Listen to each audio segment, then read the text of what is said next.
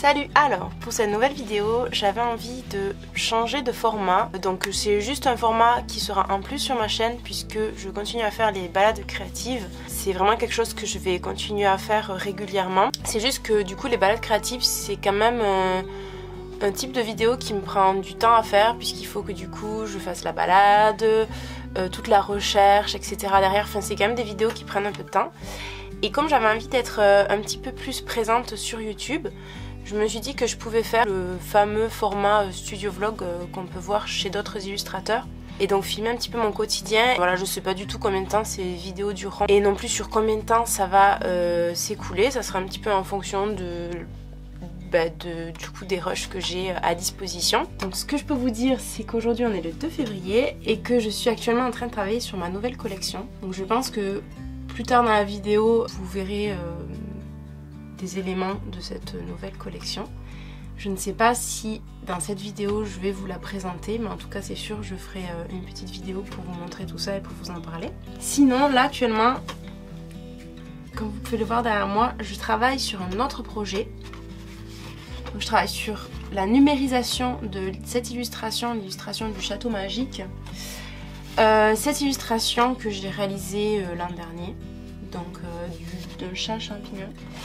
Et l'illustration, j'adore celle-ci, de la famille de chats. Voilà. Et donc en fait j'aimerais les numériser et vous proposer des reproductions sur ma boutique Etsy. Là actuellement je les numérise, je retouche la couleur avec Photoshop. Et ensuite j'ai aussi commandé du papier fine art, du joli papier texture aquarelle pour vraiment avoir des belles reproductions. Vous embarquez avec moi du coup dans cette retouche photo.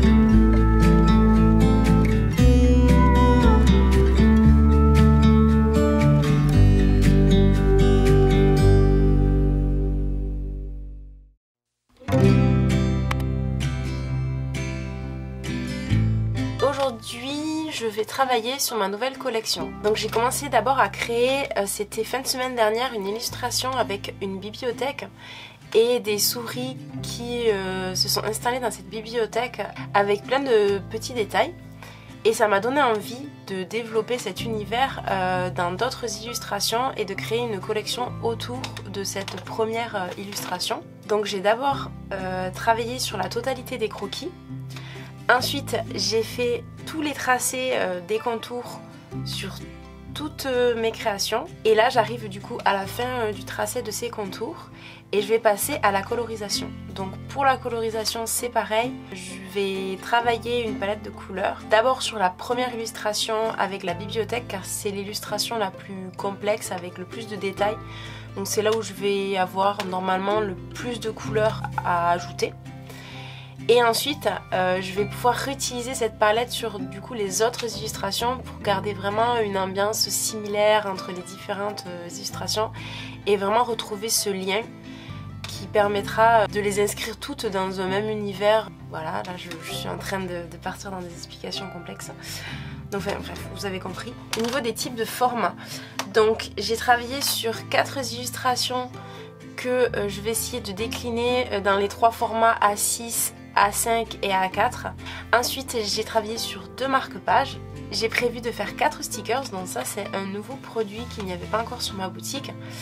et je vais les découper à la main. Donc c'est vraiment un test pour voir si ça peut plaire ou pas les stickers, parce que je n'ai pas de machine à découpe et je n'avais pas envie d'investir tant que je savais pas si ça pouvait plaire ou pas. Et du coup je vais vous laisser avec la suite de la vidéo. Donc je pense que là pour le moment je vais terminer de faire les contours de la dernière illustration et ensuite je passerai à la colorisation de ces illustrations.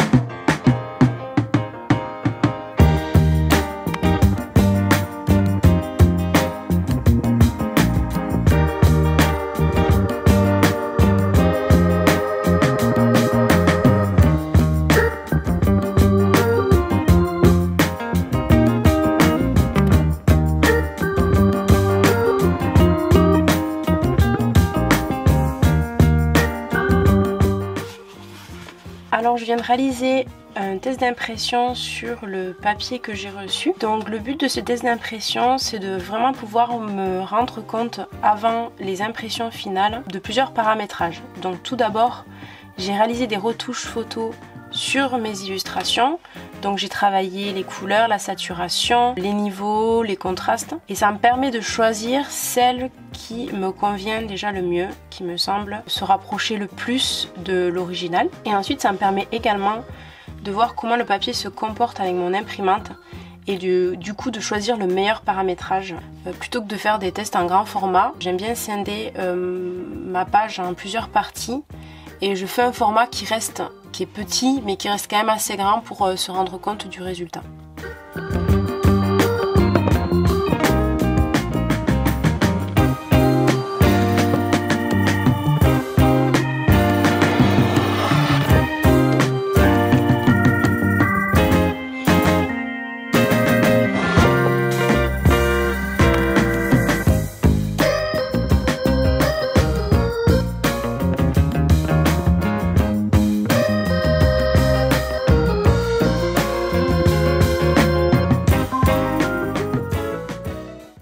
J'ai imprimé ces deux illustrations au format carte postale et il manquera juste quelque chose pour vraiment que ce soit terminé, c'est d'apposer ma signature, puisque sur ces illustrations il n'y a pas ma signature.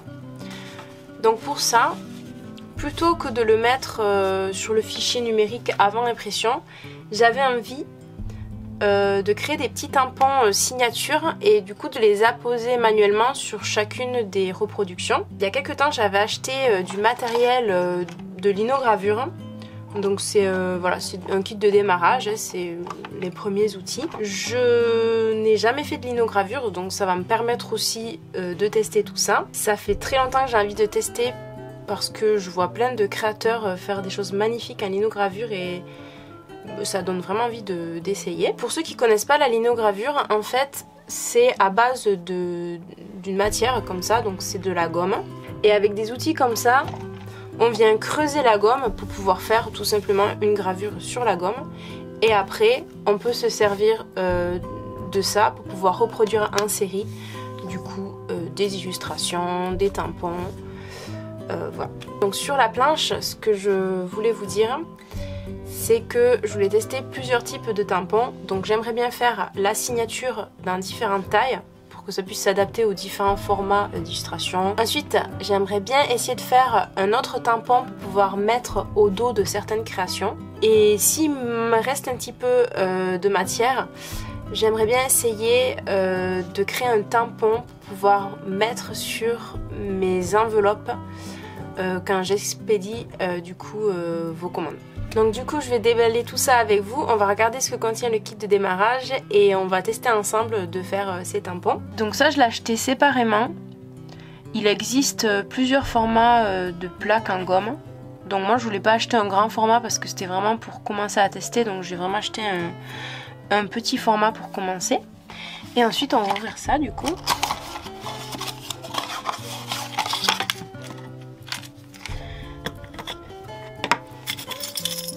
Dedans on a plusieurs lames, ça permet de creuser en fait la matière pour pouvoir créer la gravure sur la gomme.